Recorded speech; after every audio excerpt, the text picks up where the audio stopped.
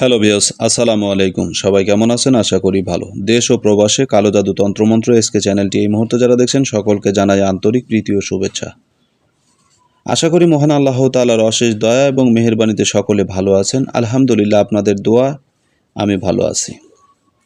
আপনাদের সামনে আজকে যে ভিডিওটা নিয়ে আমি কথা বলবো, যে বিষয়টা নিয়ে কথা বলবো, এটা হচ্ছে 24 ঘন্টার মধ্যে নারী পুরুষকে হাজিরকরণ একটি মন্ত্র নিয়ে কথা বলবো। বশীকরণের কথা শুনলে অনেকের গা শিমশিম করে, অনেকের শরীরে ঝিমঝিম করে, অ্যালার্জি আসে। অনেকে মনে করে যে আদৌ কি বশীকরণ হয়, আবার অনেকে মনে করে যে বশীকরণ এটা তো মুড়িমুড়কি আর কি, কোনো ব্যাপারই না। যে জানে তার জন্য এটা খুবই সহজ, যে জানে না তার জন্য অত্যন্ত কঠিন। কারণ একটা কথা আছে, যাহা দেখি নাই নিজ দুই নয়নে, বিশ্বাস করিব না গুরুর বচনে। গুরু যতই বলুক আপনাকে, আপনার যেহেতু দেখেননি সেটাকে বিশ্বাস করতে কষ্ট হয়। এটাই বাস্তবতা। অনেকের এই ক্ষেত্রে এই বিষয় নিয়ে কষ্ট হয়, কিন্তু এই বিষয়টাকে যদি সঠিকভাবে যদি আপনারা প্রয়োগ করতে পারেন, সঠিকভাবে যদি কাজে লাগাতে পারেন, তাহলে অবশ্যই এটার ফলাফল সুনিশ্চিত পাবেন। 100% ফলাফল পাবেন, কোনো প্রকার সন্দেহ নেই। কিন্তু এটার জন্য চাই আপনার ধৈর্য এবং সঠিক প্রয়োগ।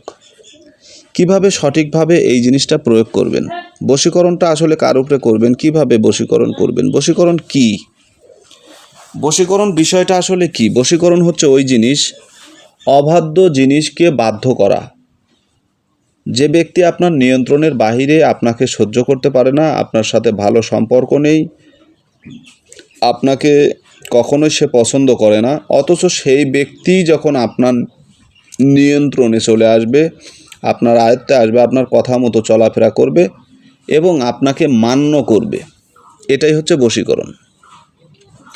বশীকরণ করার কিছুগুলো পদ্ধতি আছে, কিছুগুলো নিয়ম আছে। যেমন মানুষকে খাওয়ানোর মাধ্যমে বশীকরণ করা যায়, টুটকার মাধ্যমে বশীকরণ করা যায়, তাবিজ কবজে বশীকরণ করা যায়, মন্ত্রবিদ্যায় বশীকরণ করা যায়, এমনকি মানুষকে কোরআনি কিছু আমল দ্বারা বশীকরণ করা যায়।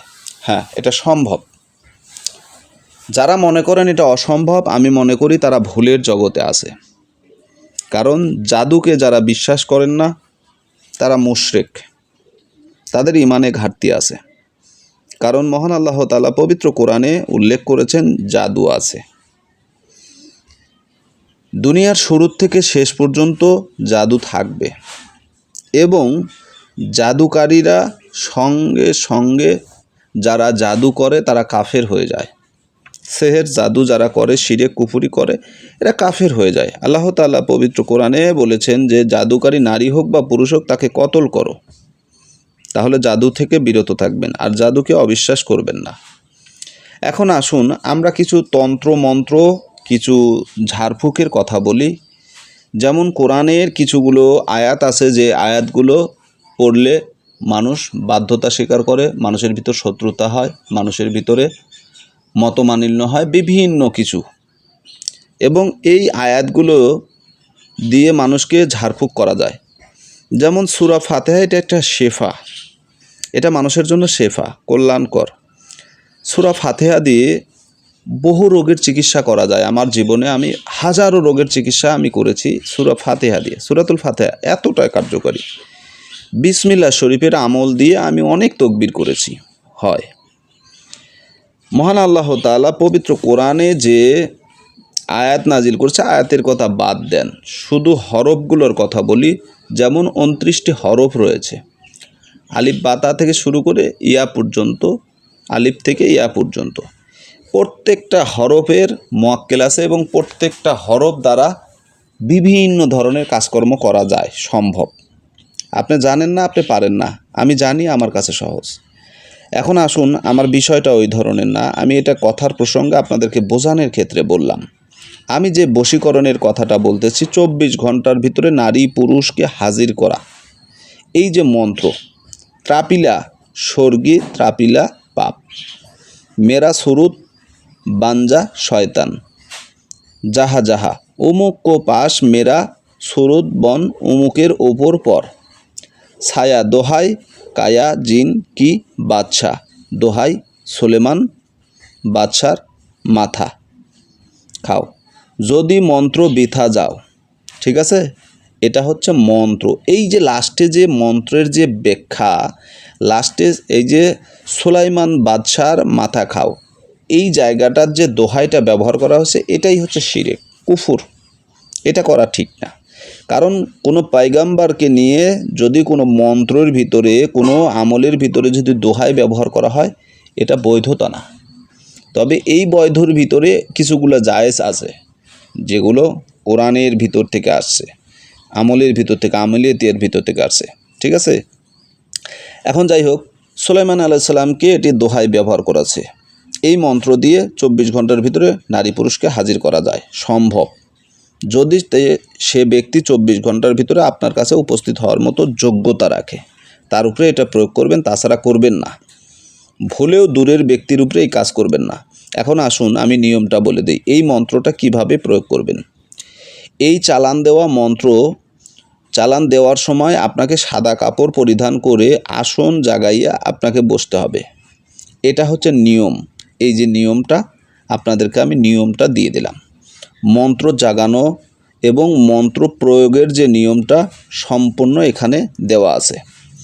এই নিয়মে, এই ধারায় যদি আপনি কারোর উপরে কাজ করেন, আপনার কাজ 100% হবে, হবেই হবে, ভুল নাই। কাজ করবেন, সঠিকভাবে প্রয়োগ করবেন, কাজ 100% হবে। এখন যদি এই কাজ করার পূর্বে যদি আপনি মনে করেন, আর এই কাজটা করলে হবে কি, বিন্দু পরিমাণ যদি আপনার ভিতরে সন্দেহ থাকে, এই কাজ করলে আপনার কাজ হবে না, মিশাই আপনি এটার প্রতি শ্রম দিয়েন না, খাটনি করেন না, সময় নষ্ট করেন না।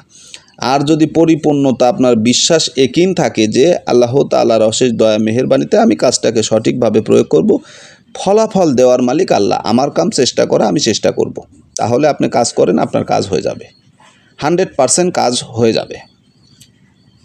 যদি এই নিয়মে যদি কাজ করেন, হালাল পন্থায় যদি কাজ করেন, আপনার কাজ হবে, কোনো প্রকার সন্দেহ নাই, ভুল নাই, কাজ হবে।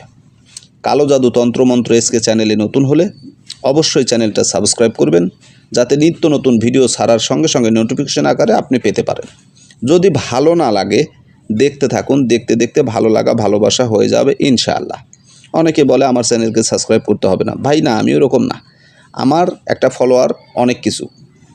আপনারা সাবস্ক্রাইব করবেন, পাশে থাকবেন, আপনাদের মূল্যবান মতামত আপনারা কমেন্টে জানাবেন। কমেন্ট আপনাদের জন্য উন্মুক্ত, আপনাদের কমেন্টের উপরে ভিত্তি করে আগামী দিনের আগামী ভিডিও দেওয়ার জন্য আমি চেষ্টা করব। যদি আমার ভিডিওতে আপনারা উপকৃত হয়ে থাকেন, তাহলে ভিডিওটা লাইক, কমেন্ট, শেয়ার করবেন, বন্ধুবান্ধবের মাঝে শেয়ার করবেন। ভালো থাকুন, সুস্থ থাকুন, সকলের সুস্বাস্থ্য দীর্ঘায়ু কামনা করে দোয়া করি, দোয়া চেয়ে আজকের মতো আমি তান্ত্রিক গুরু এস এম সুলতান মাহমুদ আপনাদের কাছ থেকে বিদায় নিচ্ছি। যদি ভালো লাগে সাবস্ক্রাইব, যদি ভালো না লাগে দেখতে থাকুন, দেখতে দেখতে ভালো লাগা ভালোবাসা হয়ে যাবে ইনশাআল্লাহ। আজকের মতো এখানেই বিদায় নিলাম। আল্লাহ হাফেজ।